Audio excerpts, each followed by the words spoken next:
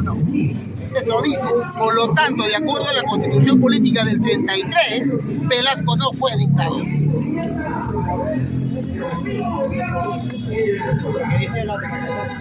Por supuesto, pero la derecha pues hasta ahí no va a llegar por su nivel cultural, no da más. Ahora, Velasco cuando ingresa obviamente agarra y dice, ¿saben qué? Este es un régimen de excepción. Ojo, y Velasco va a dar énfasis al sistema liberal. Claro, cuando agarra y elimina y deforma las grandes industrias, las grandes empresas, las nacionaliza, pero no las convierte para el Estado solamente, sino genera empleo, y en el empleo sueldos y salarios. ¿O no? ¿Qué se ganaba en Petroperú? Sueldos y salarios. ¿Qué se ganaba en Afer Perú? Sueldos y salarios. En Pesca Perú, sueldos y salarios. ¿Cuál era el sistema de Velasco? Sueldos y salarios. El sistema de sueldos y salarios, ¿a quién corresponde? Corresponde a un régimen capitalista. Con la diferencia de que Velasco tenía una visión social.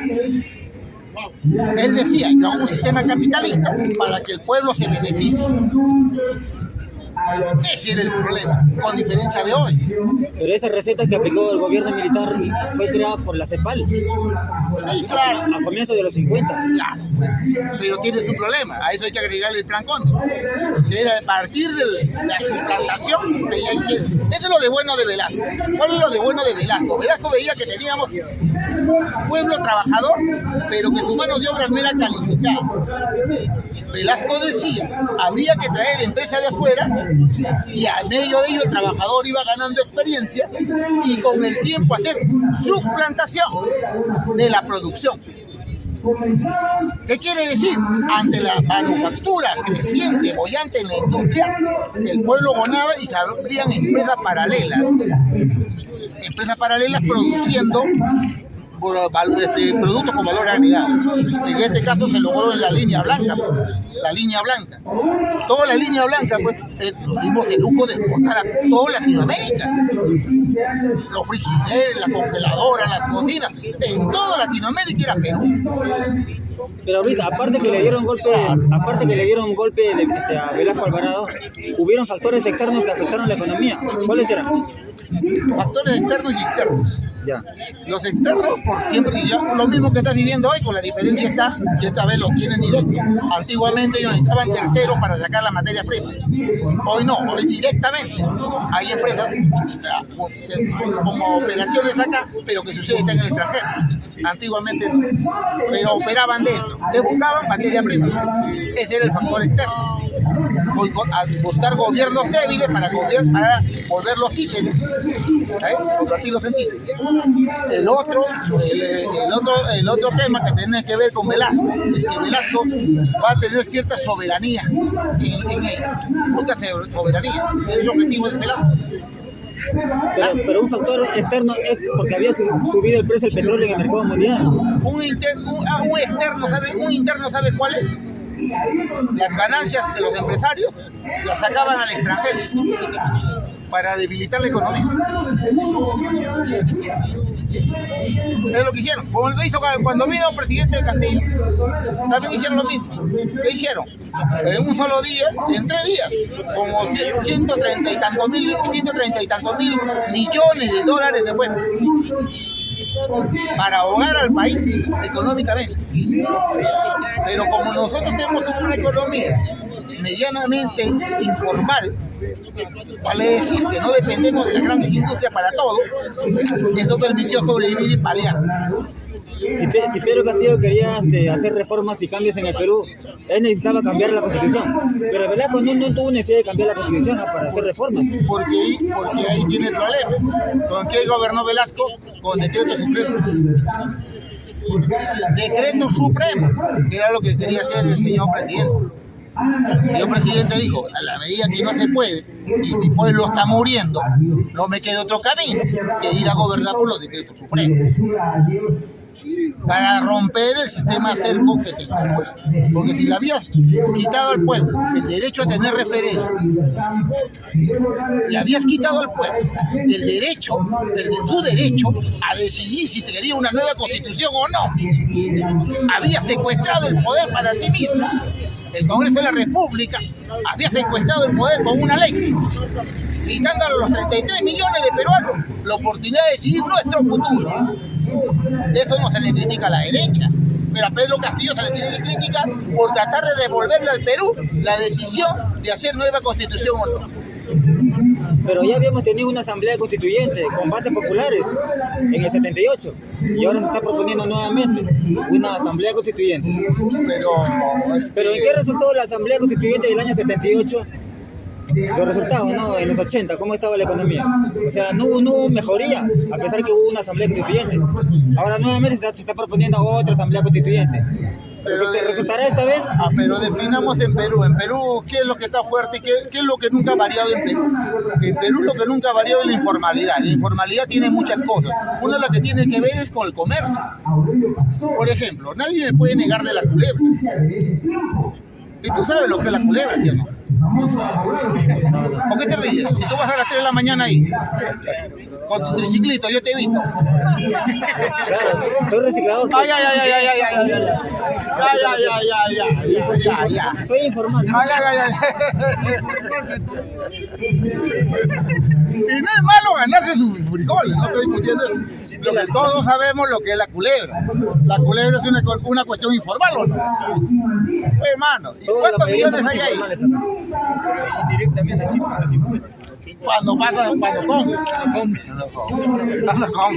Pero en el resto, el PAN debería pagar a la hora de vender, ¿sí o no? Claro, pues. Dime tú, en la etapa de Velasco, con Velasquito, ¿había o no había? Había, pues. ¿Quién era el contrabandista de la época?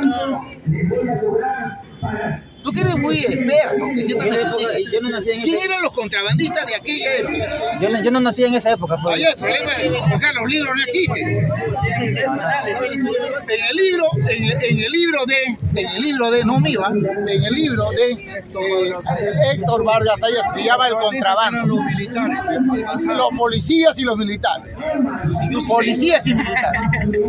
Yo sí sé. Policías y militares. ¿Dónde aterrizaban las avionetas de la policía y los militares? En el contrabando. ¿Quieres saber dónde? En la Panamericana, güey. Cerraban la Panamericana, colocaban mecheros los pendejos alrededor de la pista, aterrizaba el contrabando, viejo. En la Panamericana, viejo. Los puertos, oye, la marina, containers en los puertos. Así era. Los militares eran los primeros contrabandistas. Por eso que se dio el mercado, pues acá, el de polvos azules. Claro, en el gobierno de Velasco hubo asesinatos de campesinos y estudiantes. Si era un gobierno para el pueblo, ¿quién le llevó a hacer eso? En Ayacucho. ¿De cuál? ¿De qué estás hablando? O sea, en el gobierno de Velasco, Sí. Velasco también hubo muertos de estudiantes y campesinos. Ya. Pero ellos decían que él estaba con los campesinos. ¿A qué se deben esas ejecuciones?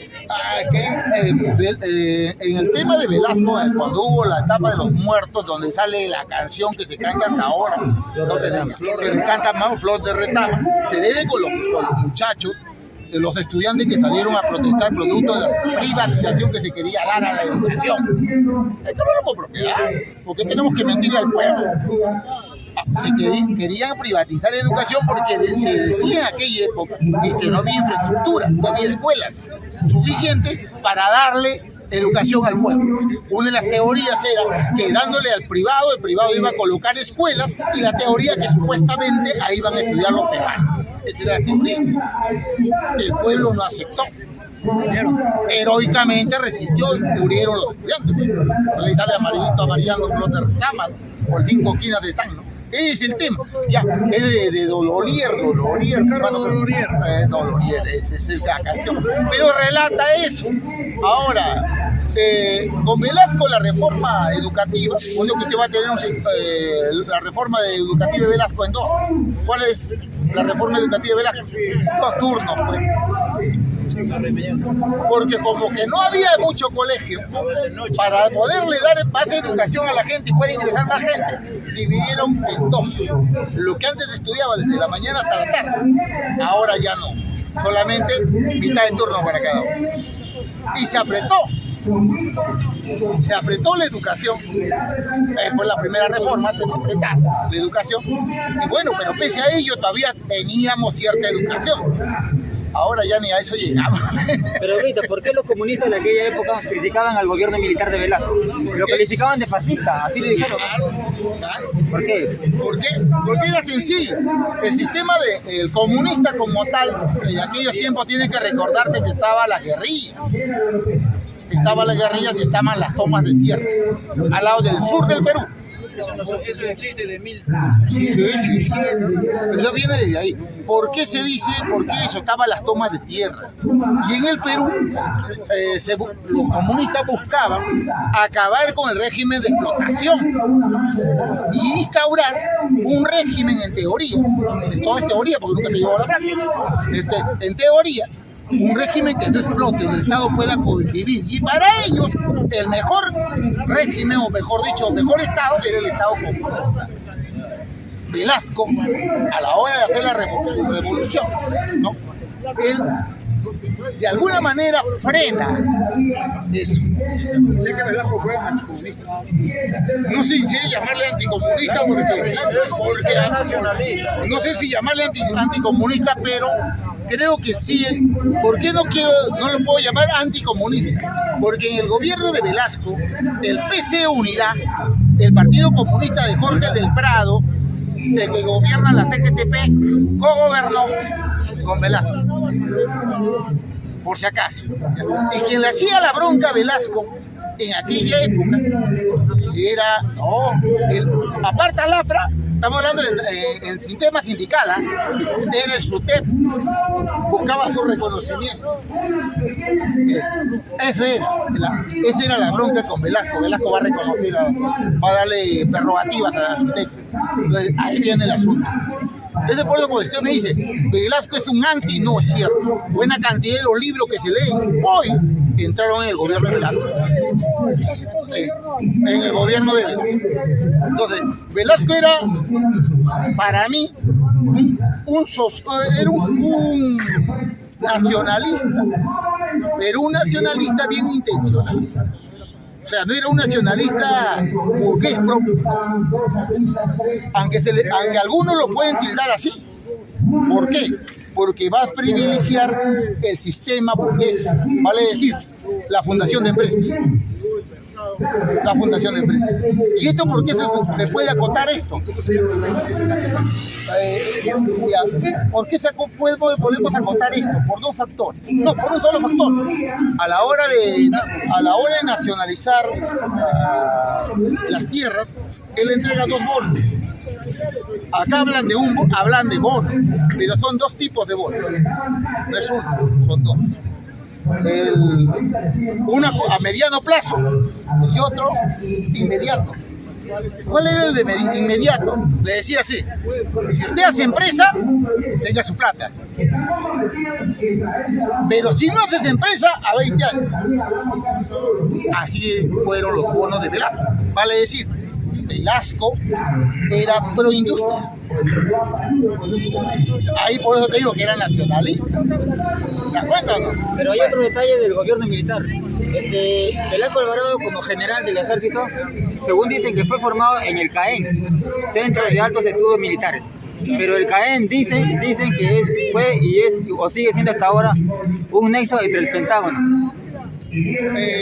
A ver, acoté. Cuando se dice Velasco y cuando se dice las Fuerzas Armadas y todo esto, hay que recordar que las Fuerzas Armadas todos tienen fundaciones extranjeras. Todo lo estructurado, e inclusive la ropa que usan muchos militares son copias del extranjero. Los usuarios de Junín es copia francesa. O sea, todo eso es de afuera. Su entrenamiento fue de afuera. O sea, pasados los tiempos sí se dice que hay una cuestión de injerencia norteamericana. El problema es un tema ya que tiene que verse en el marco militar. Pero para el campo, como te digo, el sistema, ¿por qué los burgueses aceptaron? Había burgueses de Perú que estaban de acuerdo con Velasco. La hermana de Hildebrandt, Era funcionario con Velasco. Ministerio de Educación. Habían burgueses. ¿Cuál era la función de los Sinamos? Sin amos.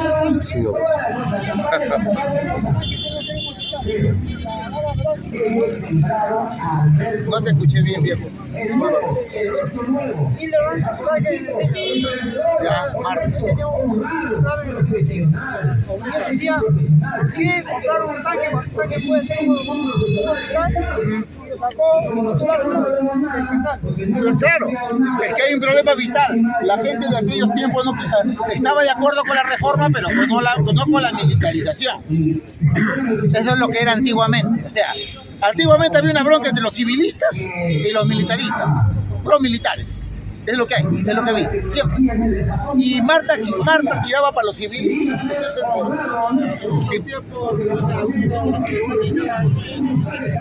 hacer la industria, otros querían mantenerse en el sistema anterior.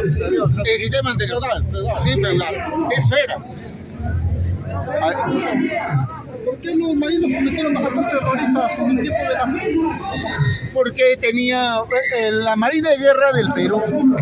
Se dice que en el 67-68 aproximadamente va a haber esta cuestión de sabotaje contra Cuba, ¿no? Porque los barcos eran cubanos y eran Norteamérica, entonces como querían congraciarse los señores con los de allá, eliminaron los barcos. Ese era el tema, para que el señor... Hay que recordar algo que yo siempre les repito a algunos muchachos. Para algunos muchachos, va dirigido a los que tienen, ni siquiera los videos para los que tienen 14, 15, 16 años. Esta parte no va a ir para los adultos que yo lo saben. Mira,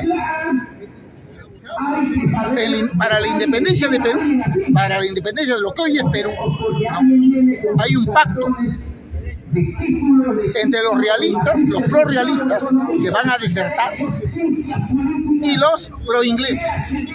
Hay un pacto. Y eso se nota con mayor claridad con la entrada del señor Bolívar por el norte. El batallón Numancia, batallón realista, que eran los hacendados en el norte, estos enterito, sin disparar un solo tiro, se suman a la huestes libertadoras de Bolívar, conservando todos sus privilegios. Todos sus privilegios. Para eso se dio la ley que siempre le hemos recomendado leer, pero algunos no hacen caso. Para los muchachos, de repente algunos se dignan a leerlo. Utis possedetes ure. Esa era la norma de la época, la ley de la época. Utis possedetes ure.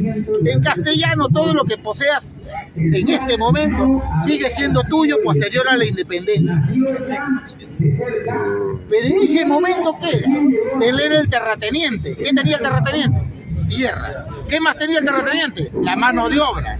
Si la ley te dice que eso sigue siendo tuyo posterior a la independencia, ¿qué seguía siendo tú posterior a la independencia? Un feudal nuevo, un terrateniente. Pero el gobierno militar... Por eso se suman, por eso triunfa la supuesta independencia, pues. Pero digo supuesta, ¿por qué? No porque ahora no se vive una independencia, no por eso, sino que para el bracero, para el hombre que trabajaba en el campo, hoy llamado campesino, para él la condición había cambiado. Ahorita, ¿es cierto que el gobierno militar de Velasco acabó con la feudalidad en el campo? ¿Ya no existen terratenientes? A ver, definamos, los terratenientes para la etapa de Velasco se acaba. Hay que recordar que el terrateniente se va a dar como nombre en Lima. En las zonas de costa se denomina terrateniente. Hacia las zonas de la altura, en los Andes, no es terrateniente, sino su similar es gamonal. Cuando usted escuche la palabra gamonal, es sinónimo de terrateniente, por si acaso. Mariátegui no dice eso. El problema de Mariátegui. Terrateniente para Mariátegui es el dueño de tierras. No produce nada, solamente alquila nomás tierras. Le alquilaba a los gamonales. Esa es la diferencia. Ahí viene el problema. El gamonal en la sierra era el terrateniente. ¿Por qué? Porque allá él no cumplía ese valor. Es más, de las tomas de tierra los gamonales huían a Lima, donde acá les compensaban con nuevas tierras, se perdían allá. Eso está escrito en la historia, Lumbreras. Se le recomienda leer el libro de Lumbreras, si lo quiere leer, si quiere aprender el tema. Otra pregunta. ¿Cierto que la agricultura en el Perú sigue siendo semifeudal? Ah, no, ahora ya no podemos hablar de semifeudal en el Perú. Hablamos en el Perú de neofeudalismo. Ese es el nuevo término que debe usar. ¿Neo por qué? ¿Neo por qué? Porque una nueva forma de feudalismo. ¿Por qué? Por la siguiente manera. En la medida de que se sacan a la venta nuevos terrenos irrigados en las zonas desérticas, hay gente que está teniendo 90.000 hectáreas de tierra. Con la diferencia que el gamonal antiguo tenía propiedad de tierra y propiedad de mano de obra. Hoy sería propiedad de tierra con sueldo y salario. Esa es la diferencia. Pero ese ya es capitalismo, ya no es feudalismo. Es que feudo, la palabra feudo viene de la palabra dominio. Dominio. Yo tengo dominio de determinadas cosas, áreas. Feudo. Y ahí adentro manejo yo. Es mi propiedad privada. Ahorita Pedro Castillo reivindicaba al gobierno militar de Velasco. Si un caso él iba a hacer reformas, ¿iba a regresar a ese modelo económico? No creo. Así entráramos el día de hoy, la reforma que se va a dar para adelante van a tener que estar de acuerdo a la coyuntura política que hay. Por más que sea izquierda. O sea, la reforma va a ser clara. Va a vivir mejor el pueblo, obviamente. Pero por más que nosotros los izquierdistas lleguemos, va a haber lo siguiente. A nivel mundial el capitalismo funciona. Nos guste o no. Nosotros estamos dentro. Para las relaciones internacionales tendremos que hacer capitalismo, si no, ¿cómo venden? ¿Está bien o no? Ahora, pero ¿cómo lo haces hacia adentro? Es el otro tema que tendríamos que discutir. Porque China, por ejemplo, hace capitalismo hacia afuera, redistributivo hacia adentro. Los chinos. Y nadie lo está combatiendo. Quiere decir que el sistema a nivel mundial se puede usar. Y funciona. Antiguamente yo les di un ejemplo para los muchachos. Este es comparable. Bueno, voy a tocarme yo mismo para no poner a nadie de ejemplo. Antiguamente, cuando había escasez de recursos económicos, en todas las casas debe haber habido también de repente, los padres de familia hacían lo siguiente. Colocaban una tiendita, ¿te acuerdas tú? Una tiendita adelante, ya, muy bien. ¿Y qué pasaba? Parte de la casa pasaba a ser tienda, ya nadie podía jugar ahí, porque era tienda. Ahí está tu zona liberada, pues. Ahí está, tu zona libre, es zona comercial. Déjame terminar el ejemplo y me dice, sí, ya, mira, ¿desde cuál es este problema? Ahí. La gente venía a comprar de afuera a la tienda, ¿sí o no? Ahí estabas haciendo capitalismo. ¿Chapabas el billete, sí o no? ¿Con tus hijos había capitalismo? No, ahí había distribución. ¿Y la distribución cómo era? ¿Qué le necesita Juan? Necesita zapatos, cómprale zapatos. ¿Qué necesita el otro? Tal cosa, cómprale la otra cosa. Capitalismo hacia afuera, distributivo hacia adentro. Y todo lo hemos vivido y nadie se ha quejado. Adelante. Y hasta ahora sigue aplicando eso. Sí, pero la gente dice, ¡ay, socialismo no! Pero te está haciendo ver como un ejemplo muy práctico cómo se puede funcionar. Adelante. Ya. Muy bien. Muy bien. Mira, desde la época de Lilian, antes de morir, no hablando de la realidad.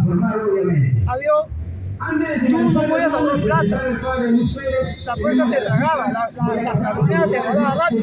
En la época de Velasco hubo una inmensa devaluación, entró el Bermúdez, llegó ¿cómo se llama? Perú de Terry. O sea, y antes, la moneda se ha ido desapareciendo desde que era Ramón Castillo. O sea, ha habido diferentes tipos de monedas y esta es la única vez que una moneda dura más de 30 años.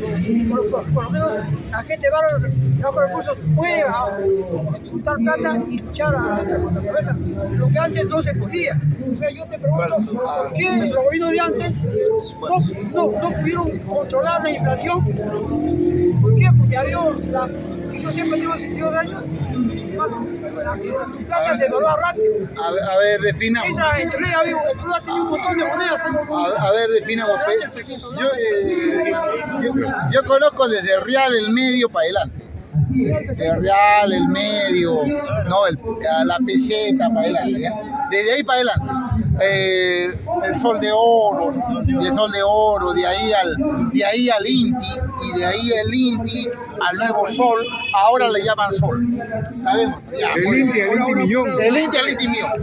El amigo está confundiéndose, yo también. A ver. Porque, mira, tú ya sabes que yo defiendo el modelo neoliberal. Usted ya sabe que este es un conpisco neoliberal fracasado, pero liberal. Pero hay que reconocer el modelo de... O sea, lo que hizo Velasco Alvarado, interpretó el modelo keynesiano. O sea, durante su gobierno el Estado reguló la economía. Y durante su gobierno la inflación era de un dígito, no de 2 dígitos como el de Morales Bermúdez. Entonces el problema comienza cuando le dieron un golpe a Velasco. El amigo me dice la devaluación. La devaluación, ¿qué significa devaluación? Que la moneda suba la moneda extranjera. Y en tiempo de Velasco no hubo devaluación, un solo precio el dólar, increíble, y eso se estudia. O sea, Velasco es el que interpretó perfectamente el modelo keynesiano. Es el símbolo del keynesianismo. El valor del dinero. Y gracias a su presidente del Banco Central de Reserva, Emilio Barreto. Y uno de los cuando hubo el golpe de Morales Bermúdez, lo primero que hizo es sacar al presidente del Banco Central de Reserva, Emilio Barreto, y ahí se hundió la economía. Por eso Velasco dice en su última entrevista, en César Gilebran, en su última entrevista que venden los ambulantes, dice la última, Velasco dice, lo sacaron a Barreto. Sí, lo sacaron a Barreto. Ese fue el mayor error, haber sacado al presidente del Banco Central de Reserva, Emilio Barreto. O sea que la inflación y la devaluación obedece a cambio de presidente del BCR. ¿Ya? Entonces, ese fue uno de los mayores errores, porque el presidente del Banco Central de Reserva, ese es el que estabiliza, ese es el que hace la política monetaria y cambiaria. Para los que no saben de acuerdo a lo que usted acaba de informar, una pregunta para el señor. ¿Qué pasa si a Julio Velarde lo sacan ahora y lo cambian? ¿Qué pasaría? También. Porque el Fondo Monetario ¿Cuáles son los agentes económicos que generan una inflación? Explícalo a ver a todos. Tanto que sabes saber. Explícalo. Los agentes económicos, no las personas. La masa monetaria. Los agentes económicos. La masa monetaria, el Producto Bruto Interno y el tipo de cambio. Son 3 factores de la función de la inflación. A ver, definamos. A Velasco la gente le dice que es el mayor endeudador del Estado.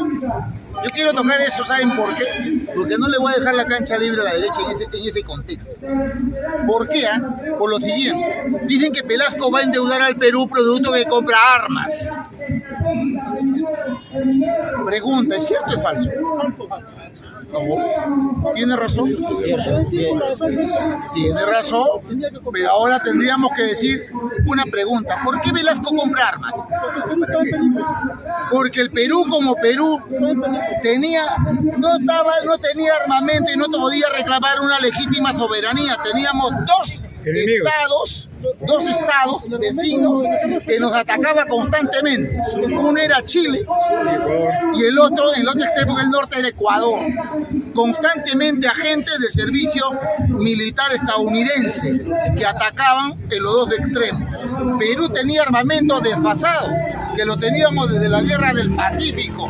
Y esa guerra y el armamento, todos sabemos, los que han estudiado, que perdimos la guerra en la guerra del Pacífico por los fusiles. ¿Y por qué los fusiles? Porque resulta que las balas no le cabían a todos no tenían el mismo calibre. Ese es el problema del Perú, no tenía el mismo calibre. Había armamento, había balas, pero a la hora que tú le llevabas las municiones del uno al otro rifle no encajaba. Ese fue el tema. Cuando viene Velasco dice, con ese tipo de armamento no podemos hacer respetar el Estado. Nos van a invadir. Y era cierto. ¿Qué hace Velasco? Hace lo que hasta ahorita, pues, gracias a Velasco estamos vivos de alguna manera, pero todos nosotros estamos vivos a Velasco. ¿Por qué? Porque Velasco va a comprar las armas, pues. Le compra los falsos Velasco, los tanques Velasco. Los aviones, Velasco. Todo de Velasco. Si este Estado existe es por Velasco. Lo que va a suceder es que hay un conjunto de gente que siempre la derecha ha buscado que al Perú dividirlo. ¿Para qué dividirlo? Para que deforme el Estado del Norte y el Estado del Sur. El famoso Estado federado. Y que una pregunta de cajón. ¿Quién ganaría en el cuento de un Estado federal? Porque ese lío no es de ahora. Tiene muchos años. Definamos, ¿quién va a ganar ahí? Estados Unidos, pues. La bronca es cómo se anexan las tierras del norte y cómo se anexan las tierras del sur a los pueblos de al lado, que son sus satélites de los señores. Ese es el lío. Y hay un conjunto de acá que opera para los intereses anglosajones. Hay que decirlo abiertamente, porque esos son los desgraciados que están financiando esta bola de zamarros que vienen con el cuento del liberalismo, del libertarismo, de todo el caso Milei. Cuando estamos combatiendo nosotros como izquierdistas acá, ustedes son más patriotas que la grandísima maestra. ¿Sabe por qué? Porque ustedes están sacándole la mugre a los intereses norteamericanos anglosajones. Contra eso se está peleando. ¿Quién domina el mercado de la India? Los ingleses. ¿Quién domina todo el mercado de Latinoamérica? Sus primos hermanos, los ingleses. La suma de los dos mercados, ¿cuántos millones son a nivel del mundo? Casi llegan a los 2.000 millones de seres humanos. Pero no están conformes con ello. Tienen Europa. Y ustedes se preguntarán por qué el Brexit. ¿Se acuerda usted cuando gritaban los ingleses? Brexit, Brexit. Separarse de la comunidad europea. ¿Por qué? ¿Porque estaban locos? No, porque ellos tenían un mercado que ya le hemos dicho que es el mercado de la India. Entonces, los productos hindúes que estás hablando son capitales ingleses. Los Norteamérica maneja acá. ¿Qué defiendes? En realidad, ¿qué estás defendiendo? Cuando le haces la oposición a la izquierda, cuando le haces la oposición a los luchadores sociales, ¿qué estás defendiendo? Que los gringos coman mejor y que tu pueblo se vaya al diablo. Ese es el fondo. Ahorita, perdón, pero el modelo keynesiano que instauró el gobierno militar de Velasco, como que se agotó en los años 80. Llegó incluso al extremo de que el gobierno recurría a la maquinita para resolver el problema de la inflación, pero en vez de hacer eso, convirtió la inflación en hiperinflación y empujó más a la devaluación de la moneda. Un factor interno fue la maquinita, la expansión de la moneda. Pues. El modelo keynesiano como que se agotó en los 80. ¿Cómo te explicas eso? Década del 80. ¿Quiénes ingresan a la década del 80? A ver, ingresa Acción Popular con el cogobierno del PPC. Ellos cogobiernan. Pregunta, ¿con quién fracasa? ¿Con Velasco? No, fracasa con los gobiernos supuestamente democráticos, entre comillas. Porque la década del 80 está compuesta por Acción Popular y el PPC. Hasta ahí estaba el sol de oro.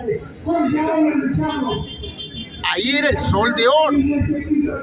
Y ¿cuándo se cambia cuándo se va al diablo? ¿En qué periodo se va al diablo la moneda?